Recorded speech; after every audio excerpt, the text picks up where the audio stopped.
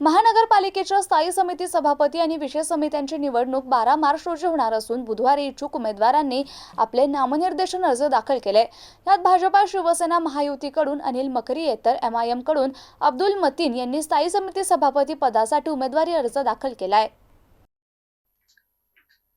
छत्रपती संभाजीनगर महानगरपालिकेच्या महापौर, उपमहापौर निवडीनंतर आता स्थायी समिती सभापती आणि विशेष समित्यांची निवड येत्या 12 मार्च रोजी मनपाच्या प्रशासकीय सभागृहात जिल्हाधिकारी तथा पीठासीन अधिकारी दिलीप स्वामी यांच्या अध्यक्षतेखाली निवडणूक प्रक्रिया पार पडणार आहे। यासाठी 10 मार्च ते 11 मार्च दुपारी 3 वाजेपर्यंत नामनिर्देशन अर्ज दाखल करण्याची वेळ होती। बुधवारी शेवटच्या दिवशी भाजपा, शिवसेना, महायुतीकडून अनिल मकरिये यांनी तर MIM पक्षाच्या वतीने अब्दुल मतीन यांनी आपला उमेदवारी अर्ज दाखल केला। याशिवाय महिला बालकल्याण सभापती पदाकरिता महायुतीकडून शोभा बुरांडे तर MIM पक्षाच्या वतीने विजयश्री जाधव यांनी, उपसभापती महिला बालकल्याण पदाकरिता ज्योती गंगवाल यांनी तर MIM कडून नूरजहा इक्बाल यांनी अर्ज दाखल केले।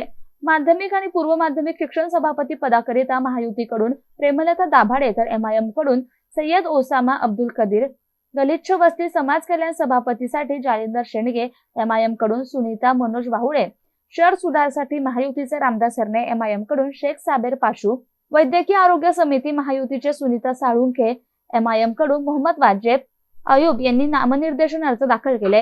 MIM पक्षाकडून प्रत्येक समितीसाठी उमेदवारी अर्ज दाखल केल्याने सध्या तरी निवडणूक बिनविरोध होणार नसल्याचं चिन्ह दिसतंय। परंतु संख्याबळानुसार भाजपाच्या स्थायी समिती सभापती आणि इतर समित्यांवर विजय निश्चित आहे।